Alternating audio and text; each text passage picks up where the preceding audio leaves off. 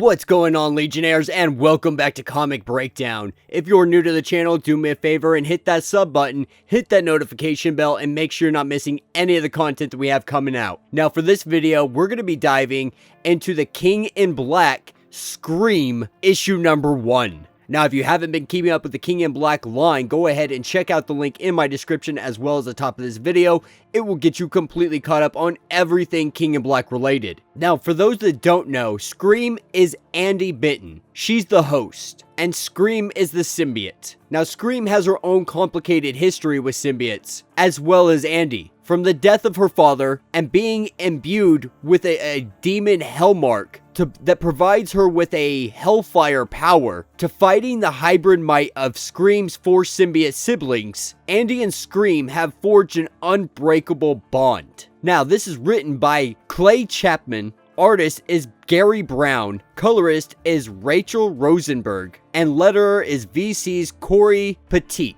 And with that being said, let's dive into this breakdown. Alright, so the opening pages of this one gives us some information, and Scream's talking to us. She's giving us narration, telling us about a supervillain named Shriek, who sacrificed herself for the one she loved, not knowing they would come back to bite her in the butt, because the one she loved is Carnage, and he repaid that love by ripping her spine out, and he used her body as a vessel to resurrect the demon called Demogoblin. And since Demogoblin has made its arrival, it's been luring innocent children into her kitty cult. And so Scream and Andi have been hot on the trail trying to find this, but it's been cold for a couple of days now. And with everything going on, i.e. the King in Black, the sky is covered in a symbiote goo, and most of the heroes have been taken over, it's made it very difficult to be able to keep tabs on everything going on. But regardless of all of that going on, Demogoblin has been kidnapping children, brainwashing homeless boys and girls into blindly following her, turning them into her little acolytes, building herself an army, hypnotizing them,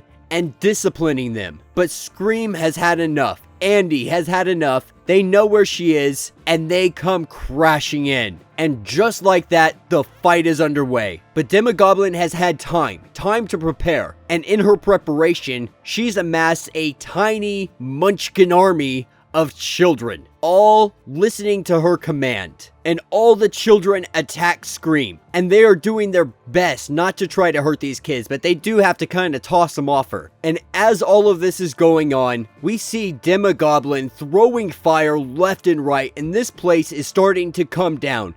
Everything is starting to catch on fire, and this is when Demogoblin takes her opportunity and bolts off, giving Scream enough of a chance to rescue the children that are still hypnotized and staying inside the building. And we see her adapt, turning into what looks like a giant black widow, and getting all of these children out of there and to safety. Now, as she talks to this one little girl, she seems to be able to break this trance that Demogoblin has on her. But in that same instance, Demogoblin uses a sonic scream, really just a taunt Scream. And so these two go at it yet again. Scream in hot pursuit of Demogoblin. Now, Scream realizes that she doesn't have the positional advantage, and so she goes to try to find it, getting up high ground, and we see wings come out from her back, knocking Demogoblin from her glider, bringing this fight to the rooftops. And as this fight goes on, Scream gets the upper hand and ends up getting Demogoblin on her knees. But this is when they both feel it. They feel the darkness. They feel the god. They feel the King in Black. And that is when we see the arrival of Knull himself. And Demogoblin immediately starts praising his name, saying how she is not worthy, and as Knull walks up to her, grabs her face, and really just tells her to shut up because she talks too much. And this is when Knull goes up to Scream. Now, Knull has done this on quite a few occasions, especially when it comes to symbiotes that are not under his grasp,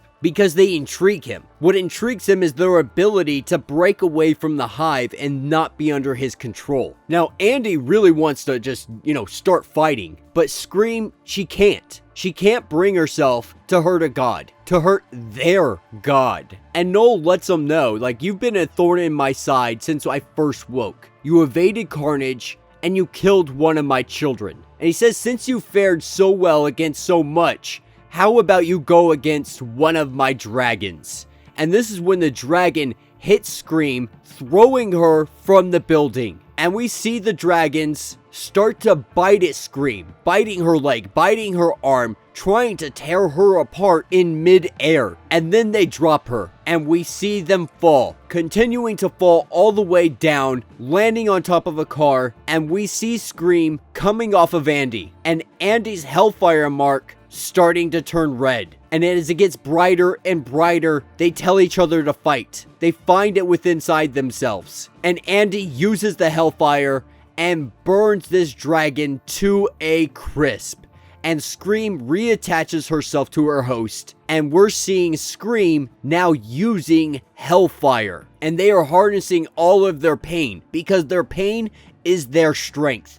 That's where they get all of this strength to be able to fight, to use this Hellfire. And so Knull, seeing this, jumps down on top of his dragon and makes his way over to Scream to end this here and now. But upon coming up to Scream, she opens up her chest and lets out a giant blast of Hellfire. Now we see the Hellfire burn up the dragon and Knull have to jump off. Jumping off, he charges immediately up to Scream, wielding his sword, putting it up to her chest, only for the Hellfire to literally melt the sword down to nothing, and we see yet another blast come from her, and it completely singes half of Knull's face off. And Knull, having enough of this, grabs Scream by the neck and goes to end this here and now, only for Scream to ignite, and we see a giant explosion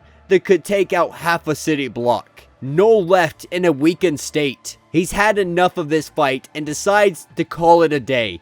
Jumps up on his dragon and takes off, says, I'm going to save you for another time until I figure out what I'm going to do with you. But now Scream knows. Now Andi knows that the Knull, the god, the king in black, he can be hurt. And that is where this issue will end. So let me know what you guys think down in the comments.